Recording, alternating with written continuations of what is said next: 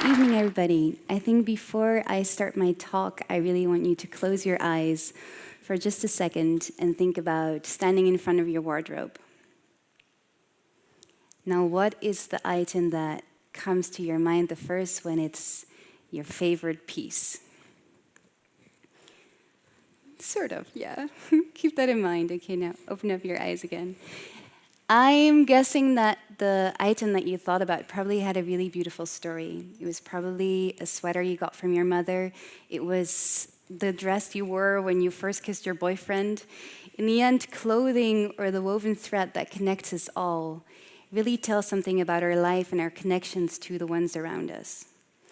But for some weird reason along the line, we lost these connections and now have a global fashion industry, which is the second biggest polluter worldwide, which causes more harm to both social and human rights, where 80% of the women that are in the fashion industry only own 10% of the global fashion capital, where nature and everything gets harmed along the way. So how do we move back? How do we connect back? And what is our role right now here in the West to facilitate those connections in the most true, beautiful, and authentic way? And I think for that, I want to start by telling my own story, because deconditioning my own layering taught me a lot about what I can facilitate with my own work. So I grew up in The Hague, which is quite fitting tonight. And I was always a little bit of like an outcast. So I made my own clothing from curtains that I found in Kringloop. And I had a mother that was a fashion journalist. So she told me these incredible stories about the 70s, about artisanal craftsmanship from all over the world. We had friends over from India and from Uzbekistan. And she gave me this idea of fashion, that it was this incredible manifestation of women's creativity. So when I at some point moved out and went to Paris and then got discovered as a model, I was like, wow, this is very exciting, you know, like I'm like really fulfilling that dream. But unfortunately, or fortunately, I saw a very different side. So I don't know how, but I was the least successful model the industry has ever seen. So when I was based in Berlin, and at some point my German agency called me, they said, like, Schatzi, we have a job for you. And I was like, okay, that's really exciting. So I went to the job, and the stylist gave me this T-shirt. And I already was thinking all the time, like, my God, this is not the world that my mother used to talk about. This is polyester in a web shop, and I'm standing here, and I'm feeling insecure about myself, my body, the way that I look, the hip width that I have, and how come this is fashion? Because how am I supposed to sell this story? So the stylist gave me this T-shirt, and a few weeks later, because I was studying in Germany at that time, I ended up in South India. So at some point, I was walking around with this T-shirt that was given to me by the stylist job, and this woman came to me in a small cafe and grabbed my hand, and she said, I really want to show you this thing. And I was wondering, okay, that's quite surprising, and what does she want to show me? Maybe I made a nice Indian friend. And there was this beautiful woman who worked for a local women's rights legislation program, and she took me to one of the slum areas in South India, because you might know that a lot of the subcontractors to most fast fashion and also luxury fashion are all in South and India and Bangladesh or post-colonial supply chain. So for the first time, I was confronted with these like bubbling clouds in the rivers, and I was confronted with this tiny house where this beautiful woman with the most sparkly eyes invited me to a tea.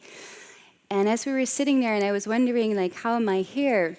The woman that took me there, told me that she took me there because the T-shirt that I was wearing was made in one of the factories that she was protecting the woman that made the tea for me for. And I saw a big bag of diapers in the corner of the room and asked her why they were there. And they were there because they could not use the bathroom while working.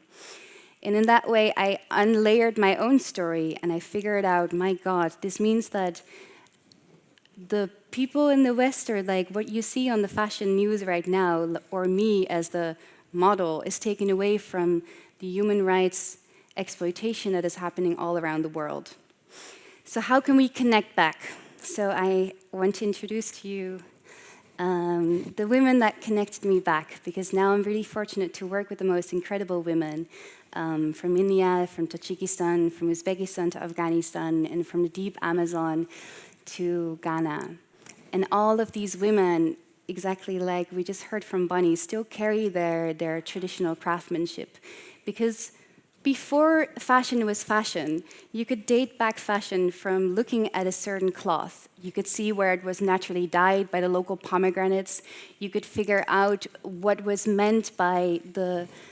Here you have, for example, we work a lot in Uzbekistan, where every single thing that's embroidered says something about what they wish to for the future. And for some way along the line, we've sort of missed this. And I remember in December, I was in the deep Amazon with a woman called Bunka. And when I arrived there, she was weaving on her backstrap loom the natural cotton that they found in the forest. And they had this incredible way of working together with the forest, and they were wearing every single thing that came from the forest. But they were also singing this song. And then when I asked further, why are you singing this song? Then they were singing the song of the spider goddess, which was the manifested women's goddess that wove all our interwoven threads together.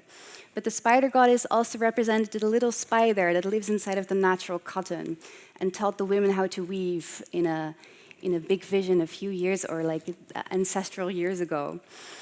And there I was coming from a place in the West where we really lost this connection and seeing how all of these women still connected back to their ancestral knowledge.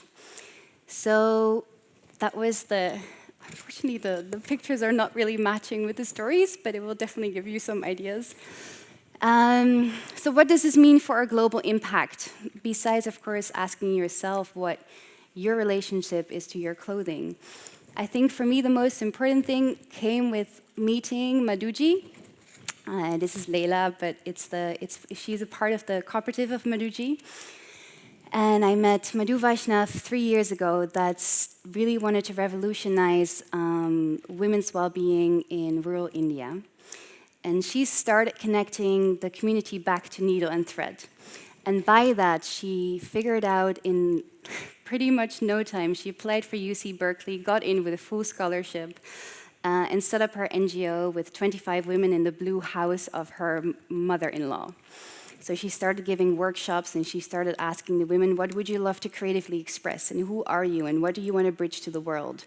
What are the stories that you want to say through cloth? And this is the time when I met her, and I was an idealistic student of 23 years old, looking for this connection. So we, together, these are the women that we work with in Afghanistan, we created a connection together from old found ikat found in Uzbekistan, hand embroidered and tailored in a small rural village, and tried to really facilitate this connection of the women that made it, which is here, to the fashion that is behind it. And what this can mean to the world is if we try to demand the true authentic stories behind our clothing from social, from cultures, from media, from the friends around you, and from everything that you have surrounding you, can mean a lot for a global impact. Because in the end, global impact starts with your connection to reality, and